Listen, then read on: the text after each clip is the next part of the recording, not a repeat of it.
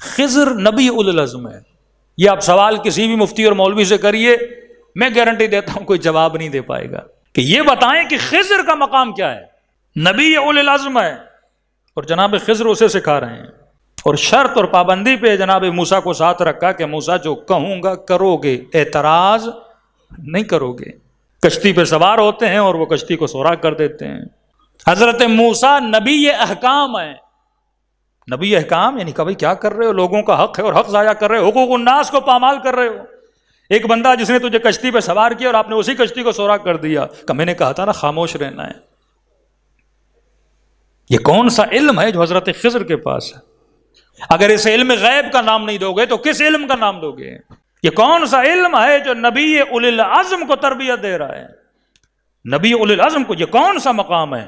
نبی کا مقام ہے، رسول کا مقام ہے، ولی کا مقام ہے. اس مقام کو آج کا مفتی کیا نام دے گا؟ جو حضرت خضر کا مقام تھا کہ نبی کو بتا رہا ہے، مطلب ان کا علم نبی کے علم سے زیادہ ہے.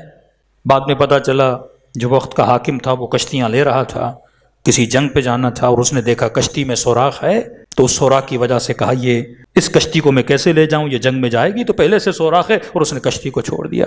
پھر آگے بڑھتے ہیں، گاؤں والے ہیں جو ان کو کھانا نہیں دیتے، پتھر مارتے ہیں، گاؤں سے ذلیل کر کے باہر نکال دیا جاتا ہے. غصے میں حضرت موسیٰ کہ انہوں نے ہماری عزت نہیں کی، کھانا نہیں دیا، نبی کو پتھر مارے، بدتمیزی کر کے گاؤں سے نکالا. وہیں پہ روڈ کے بیچ میں ایک ٹوٹی پھوٹی دیوار ہے ان گاؤں والوں کی. حضرت خضر کہتے ہیں موسیٰ آؤ اس دیوار کو بناتے ہیں. کہا آپ عجیب کام کر رہے، جنہوں نے ہمارے ساتھ یہ کام کیا اور آپ ان کے گاؤں کی دیواریں بنا رہے ہیں. کہ ہم نے کہا تھا نا سوال نہیں کرنا. ماجرا اور معاملہ وہاں پہ خراب ہوا جب ایک جیتا جاگتا بچہ جا رہا ہے اور حضرت خضر آگے بڑھتے ہیں اور اس کا گلا دبا دیتے ہیں. موسیٰ نبی احکام ہے. ایسا ہی کوئی بندہ کسی بندے کو مارے فوراً پولیس کو فون کریں گے بے گناہ کو مار رہا ہے. یہاں پہ موسیٰ کو برداشت نہیں ہوا کہ آپ کیا کر رہے ہیں، زندہ بچے کو مار رہے ہیں جس بچے کا کوئی گناہ نہیں. میں نے کہا نبی احکام ہے، نبی احکام کی بنیاد پہ چلتا ہے. خضر نے کہا میں نے پہلے کہا تھا نا خاموش رہو.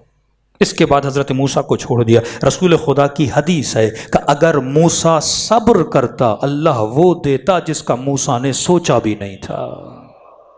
امام وتواصوا بالحق وتواصوا بالصبر. کئی جوانوں کے ذہن میں بھی یہ سوال آتا ہے کہ حضرت خضر نے ایسا کیوں کیا؟ تو سمجھانے کے لیے مثال دے رہا ہوں.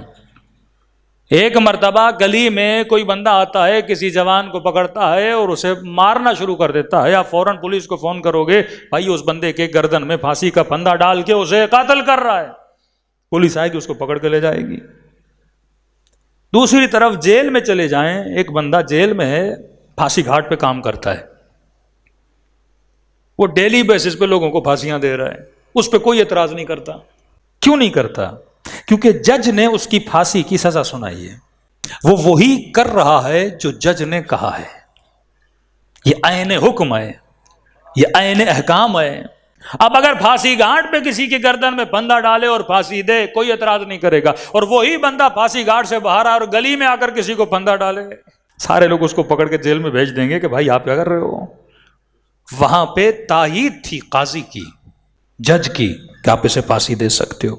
دوسری چیز امر الہی کو سمجھیے. ایک بچہ سائیکل چلا رہا ہے، چلاتے چلاتے اچانک آنکھ میں مچھر چلا گیا.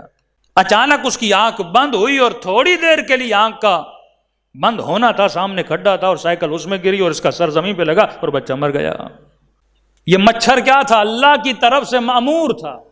اگر خدا نہ چاہتا، قرآن کی آیت ہے نا کہ کوئی بھی پتا زمین پہ نہیں گرتا جو اللہ کے علم میں ہوتا ہے. وہ مامور تھا اللہ کی طرف سے، آنکھ میں جانا تھا اور اس بچے نے مرنا تھا. اگر وہ چیز نہ بھی ہو، اچانک سے بچے نے اپنا ہاتھ بلند کیا اور انگلی اپنی آنکھ میں ڈالی، تھوڑی دیر کے لیے آنکھ بند ہوئی، سامنے کھڈا ہے اور بچہ مر گیا.